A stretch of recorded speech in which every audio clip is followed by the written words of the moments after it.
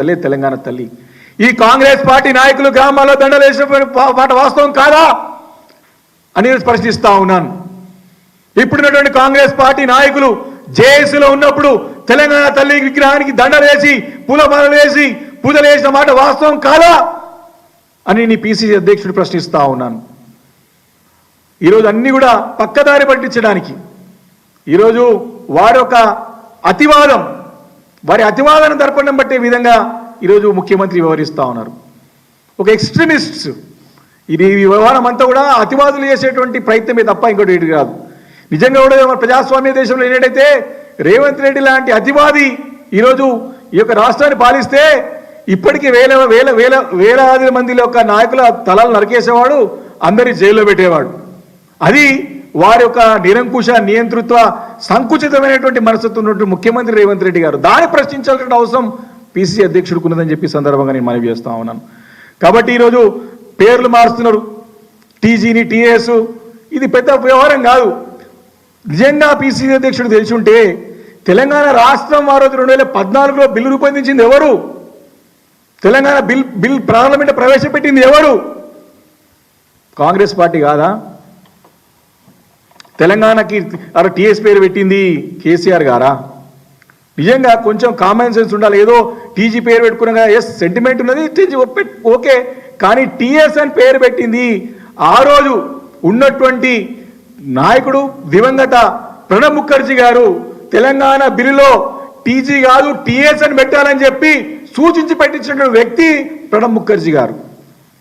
వారి మాట తీయకుండా, ఎందుకంటే పెద్దలు తెలంగాణ రాష్ట్ర ఉద్యమం సాకారం కావడంలో వారు సహకరించారు కాబట్టి ఆ రోజు మా నాయకుడు వారి మాట తీయకుండా ఆ బిల్లుని కాంగ్రెస్ పార్టీ ప్రవేశపెట్టింది, టీఆర్ఎస్ పార్టీ ప్రవేశపెట్టింది కాదు ఆ రోజు.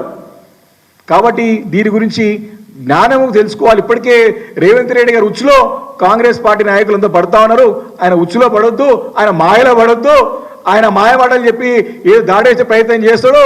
కానీ ఈ విషయాలు పేర్లు మార్చడం కాదు, ప్రజలకు ఏం చేస్తున్నారో మీరు చెప్పాల్సిన అవసరం ఉంది. సందర్భం మనవి చేస్తా ఉన్నాను. ఈ రకంగా తెలంగాణ రాష్ట్రంలో రేవంత్ రెడ్డి గారి యొక్క నాయకత్వంలో అరాచక పాలన జరుగుతూ ఉంది. పూటకో మాట ఎందుకు చెప్తా ఉన్నానంటే మాట మార్చే ధోరణిలో ఈరోజు ప్రభుత్వం పనిచేస్తూ ఉంది.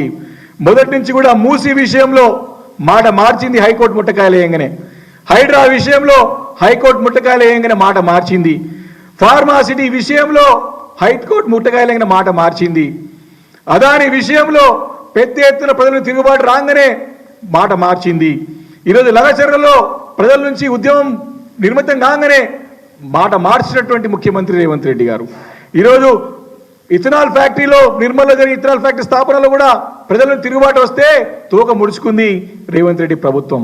కాళేశ్వరం నీళ్లు 1,00,000 కోట్లు వేస్ట్ అయిపోయినాయి, అంతా కూడా కుప్ప కూలిపోయిందని చెప్పి కాళేశ్వరంలో భాగమైనటువంటి మలన సాగర్, రంగనాయక సాగర్, ఈరోజు కుండపోచమ్మ నుంచి కూడా నీళ్లు వాడుతున్న మాట వాస్తవం కాదా అని చెప్పేసి నేను ఈరోజు పిసిసి అధ్యక్షుడిని ప్రశ్నిస్తా ఉన్నాను. ఈ రకంగా ఒకటి కాదు రెండు కాదు, గురుకుల పాఠశాల విషయంలో కూడా మాట మార్చిన మాట వాస్తవం కాదా అని చెప్పి ప్రశ్నిస్తూ ఉన్నాం. సమానం చెప్పాలి.